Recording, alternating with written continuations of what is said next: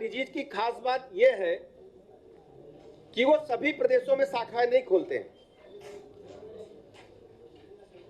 5-6 राज्यों के बीच में एक शाखा होती, बहुत ही महत्वपूर्ण संस्था है जो डिजीज कंट्रोल के लिए एक प्रयोगशाला बनाते हैं। उन्होंने उत्तर प्रदेश की राजधानी लखनऊ को इसके लिए चुना है। हमें जो विभिन्न संचारी रोग है, विभिन्न डिजीज के जो रोग है, उनको रोकथाम करने में, उनको उपचार करने में बड़ी सहायता मिलेगी। इसके लिए लखनऊ में जमीन चिन्हित कर ली गई है और भारत सरकार के एनसीडीसी को जमीन स्थानांतरित करने की प्रक्रिया पूरी कर दी गई है, यानी एमओयू साइन करके जमीन हमने उनको स्थानांतरित कर दी है। और मुझे इस बात को बताने में प्रसन्नता है,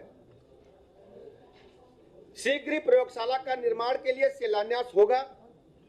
जुलाई के अंतिम सप्ताह में प्रस्तावित किया गया है।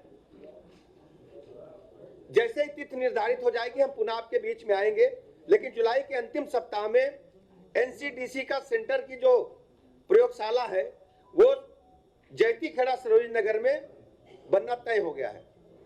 दूसरा सबसे बड़े महत्वपूर्ण सवाल, पूरे प्रदेश के राज्य कर्मचारी इस बात के लिए समय समय पर मांग करते थे कि कैशलेस चिकित्सा का सुविधा का लाभ उन्हें भी मिलना चाहिए।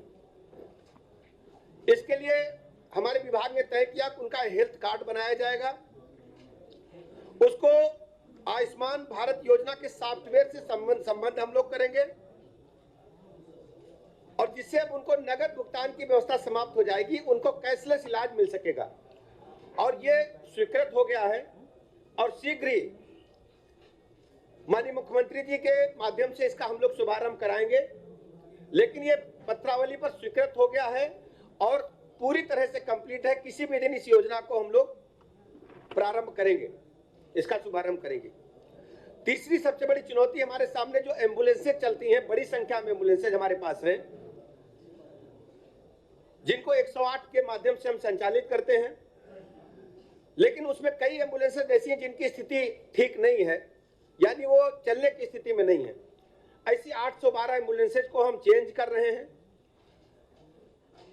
उनको हमने संबंधित जो कार्यदायी संस्था है जीवीके, उसको हमने सौंप दिया है, जिससे जो पुरानी एम्बुलेंसेज है उनके स्थान पर नई एम्बुलेंसेज हम चलाएंगे और उनको हमने सौंप दिया है। पुरानी एम्बुलेंसेज वापस आएंगी, उनको स्क्रैप हम लोग करेंगे। चौथा सबसे बड़ा विषय हमने तय किया था, उच्च जोखिम समूह को एचआईवी रोकथाम हेतु सेवाओं की उपलब्धता। उच्च जोखिम समूह को एचआईवी रोकथाम हेतु उपलब्ध कराई जाने वाली सेवाओं के संबंध में 6 जनपद प्रयागराज, सोनभद्र, गाजियाबाद, वाराणसी, गौतम बुद्ध नगर, आजमगढ़ में एनजीओ के माध्यम से हम लोग काम करेंगे। इसमें एनजीओ का चयन कर लिया गया है। उक्त चयनित संस्थाओं के साथ सक्षम स्तर से अनुमोदन के पश्चात 2022-23 में कार्य किए जाने की अनुबंध की कार्रवाई पूर्ण करा ली गई है। इस पर 1,19,93,926 की धनराशि का व्यय आएगा। हम जानते हैं कि जो एचआईवी है बहुत ही घातक रोग है, कैंसर की तरह ही घातक, कैंसर से अधिक घातक है। इसके लिए हमारे विभाग ने, हमारी सरकार ने एहतियात बरतने के लिए कदम उठाया है। हम इसमें काउंसलिंग भी करेंगे, बीमारों की चिन्हित भी करेंगे, उनका इलाज भी मैक्सिमम जो उच्च स्तरीय हो सकता है अपने देश में वो सब उपलब्ध कराएंगे।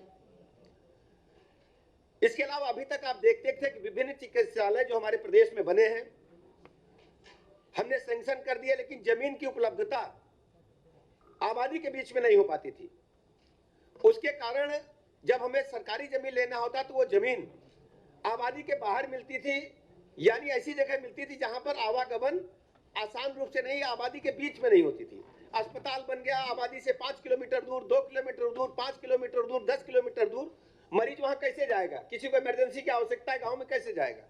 तो हमारे विभाग ने तय किया है ऐसे सभी अस्पताल अब जो आबादी है उसके साथ बनेंगे, उसके बीच में बनेंगे या उससे सटाकर बनाएंगे।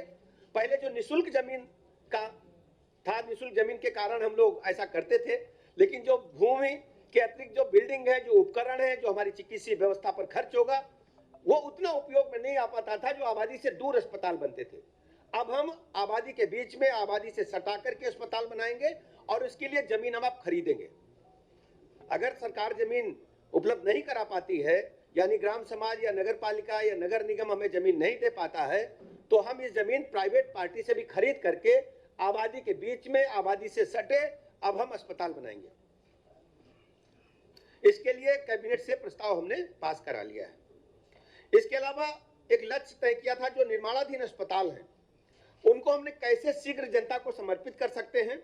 उसके लिए 100 बेड का एक नया अस्पताल जयसिंहपुर सुल्तानपुर में हमने कंप्लीट करा लिया है, उसका भी लोकार्पण शीघ्र होगा। इसके अलावा HIV के लिए 21 नए एकीकृत परामर्श एवं जांच केंद्र हमने खोले हैं, जिसको ICTC भी बोलते हैं हम लोग, और इनकी 21 तो हमारे काम करने की स्थिति में है, 6 नए केंद्र हम लोग पूर्ण कर रहे हैं और इसकी 6 की जो स्थिति है वो लगभग प्रक्रियाधीन है, लगभग अंतिम चरण में, इसको हम शीघ्र पूरा करेंगे। इसके अलावा 4 सामुदायिक स्वास्थ्य केंद्र बांदा, गोरखपुर, हरदोई एवं लखनऊ में हम लोकार्पण करने जा रहे हैं। 9 प्राथमिक स्वास्थ्य केंद्रों को देवरिया, सीतापुर,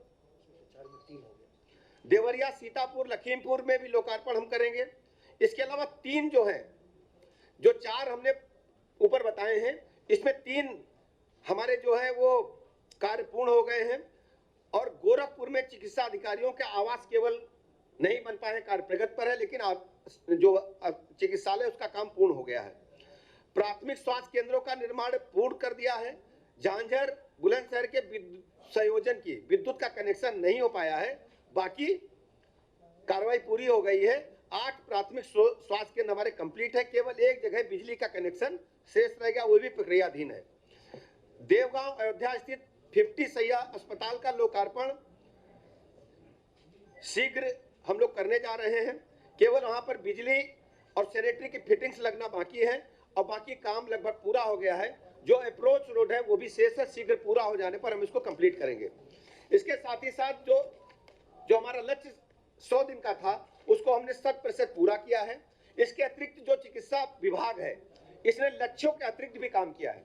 लक्ष्य के अतिरिक्त लक्ष्य तो ये हमारा डेवलपमेंट को लेकर था, इंफ्रास्ट्रक्चर को लेकर था। हमारा लक्ष्य पूरे प्रदेश में जो भी पीड़ित मरीज है वो हमारे लिए भगवान है, हम उनकी सेवा भगवान की तरह करेंगे अस्पताल परिसरों में।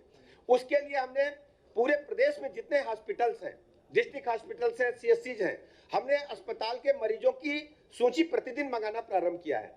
हमारे पास लगभग 1.5 लाख मरीज प्रतिदिन आते हैं, उसमें से लगभग 15,000 मरीज जो होते हैं दुर्घटना के शिकार होते हैं, या छत से गिर गए, या कहीं गिरकर चोट लगी, या एक्सीडेंट वाहन से हो गया, या अन्य कारणों से दुर्घटना के शिकार होते हैं, ट्रामा के मरीज होते हैं। ऐसे ही लगभग 10 से 15,000 मरीज हमारे पास गंभीर रोगों के आते हैं, जैसे हार्ट अटैक के, या ब्रेन हेमरेज के, या किडनी लीवर के, या अन्य रोगों के गंभीर मरीज आते हैं। इसके साथ ही साथ प्रतिदिन 5,000 के लगभग हम ऑपरेशन करते हैं। ऐसे सभी मरीजों का हालचाल हम लोग सीधा लेते हैं और ऐसे मरीजों से बात करते हैं रैंडमली। किसी भी 5 जनपद को हम रोज चुनते हैं और प्रति जनपद 2 मरीजों से बात करते हैं, उनका हालचाल लेते हैं और मरीज जो कि सूचना के आधार पर संबंधित जनपदों में उनको हम धन्यवाद भी करते हैं, उनका आभार भी प्रकट करते हैं अपने चिकित्सकों का, और जहां कहीं त्रुटियां होती हैं उनको सुधार करने के लिए भी कहते हैं। इसके साथ ही साथ हमारा मानना है कि उच्च स्तरीय चिकित्सा व्यवस्था अबाध रूप से लोगों को मिलती रहे, तो हमारे जो चिकित्सालय है, जो हमारा स्टाफ है, हमारे चिकित्सक है, हमारा पैरामेडिकल स्टाफ है, सभी लोग तन्मयता से कार्य में जुटे हैं। 100% हाजिरी हो रही है। जो भी छुट्टी लेगा पहले से सूचना देगा। आकस्मिक कार्यों को छोड़ करके कोई दिक्कत नहीं, सब लोग अस्पताल में आ रहे हैं। वैक्सीनेशन के मामले में हम लगभग 100% पे हैं। जो बच्चों का वैक्सीनेशन है वो भी 70% से ऊपर 74% हम लगभग बता रहे थे, कल मैंने पढ़ा था कि उससे अधिक हम लोग कर लिए हैं। फर्स्ट डोज हमारी 97.4% पहुंच गई है, और जो ये 14 साल से नीचे बच्चों का है ना, 12 से 14 वालों को 73.7 पर हम पहुंच गए, यानी सेकेंड डोज। यानी वैक्सीनेशन में भी हमारा विभाग अच्छा काम कर रहा है। कोरोना का प्रकोप हमारे उत्तर प्रदेश को टच नहीं कर पाया, इसलिए मैं बहुत बहुत आभार अपने चिकित्सा अधिकारियों का, पैरामेडिकल स्टाफ का, पूरी व्यवस्था से जुड़े अपने सहयोगियों का करता हूं। और इसके साथ ही साथ जो चिकित्सा शिक्षा विभाग है उसके बारे में भी आपको जानकारी देना चाहूंगा।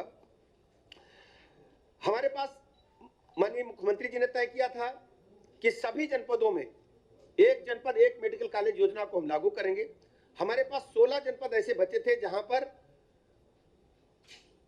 मेडिकल कॉलेज की स्थापना के लिए कार्य प्रारंभ नहीं हो पाया था, पत्रावली का भी कार्य प्रारंभ नहीं हो पाया था। तो ऐसे 2 जनपदों में हमने इन 100 दिनों में पीपीपी मोड पर तय कर दिया है। इसके अलावा जो 14 जनपद बचे हैं उन पर भी प्रक्रिया जारी है, शीघ्र ही हम आपके समक्ष आएंगे। 16 असेवित जनपद हैं यथा बागपत, बलिया, भदोही, चित्रकूट, हमीरपुर, हाथरस, कासगंज, महाराजगंज, महोबा, मैनपुरी, मऊ, रामपुर, संभल, संत कबीर नगर, शामली तथा श्रावस्ती। इसमें हमने महाराजगंज और संभल में पीपीपी मोड पर एमयू कर लिया, काम शुरू हो गया। शेष 14 के शीघ्र आपके बीच में आएंगे। इसके अलावा एमबीबीएस की पाठ्यक्रम की सीटों में 600 की वृद्धि हमने की है।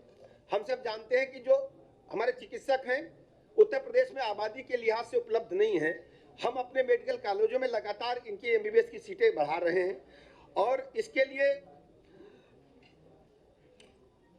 विभिन्न कॉलेज संस्थानों में एमबीबीएस पाठ्यक्रम की कुल 1350 सीटें बढ़ाई गई हैं, जिसमें 900 सीटें राजकीय क्षेत्र में, 450 सीटें निजी क्षेत्र में बढ़ाई गई हैं।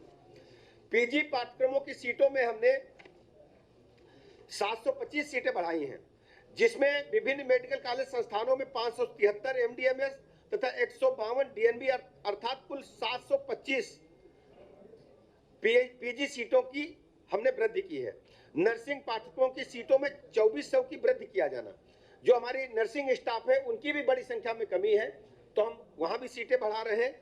इसमें निर्धारित लक्ष्य के सापेक्ष विभिन्न नर्सिंग संस्थानों में संचालित नर्सिंग पाठ्यक्रमों में कुल 7000 सीटों की वृद्धि हुई है। कुल 7000 नर्सिंग की सीटें हम लोगों ने प्रदेश में इन 100 दिनों में बढ़ाई है।